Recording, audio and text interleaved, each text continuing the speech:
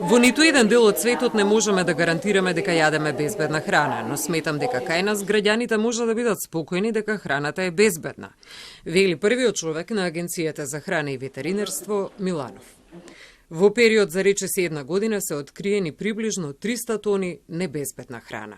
Од кои што 56 тони само оваа година од животинско и од неживотинско потекло, 207 тони храна е вратено храна од увоз, која што е спречена да влезе во Македонија. 30 тони храна имаме небезбедна од вратена исто од увоз, од вода, минерална вода. Резидуи пестициди исто имаме вратено за зеленчук и имаме мал дел на јодирана сол. Граѓаните пак се скептични во која мера се почитуваат критериумите што е безбедна храна. Велат дека многу пати се препуштени сами на себе да проверуваат дали се почитуваат роковите на производите и што содржат истите. Сугерираат надлежните да ги засилат контролите на храна.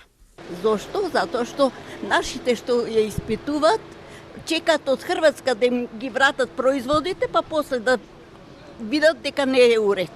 Со пестициди, со све, уопште не безбедна храна не е како што треба, а само се палиме.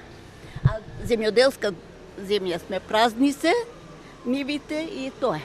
Мислам дека прво за тајава контрола за севкупно во самото производство и натаму со што се прска, како се прска, дали правилно се прска.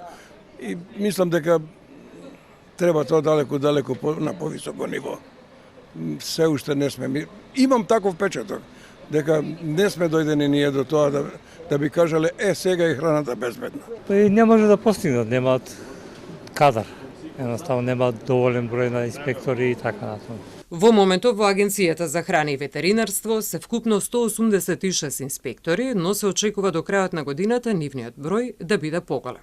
На прашањето како се случува производи кои се со поминат рок да се најдат на пазарите и дали компаниите го почитуваат договорот да ги носат на дрисла, Миланов состав дека одговорноста за тоа е на самите оператори.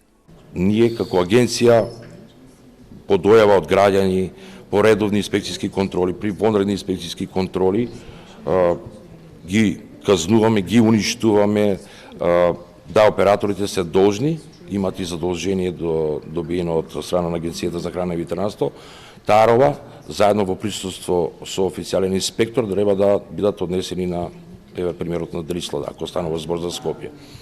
Во меѓувреме продолжуваат вонредните инспекцијски контроли во туристичките места, во Охрид, Струга, Дојран и Преспа, каде минатата година беа откриени над 8 тони небезбедна храна која беше уништена.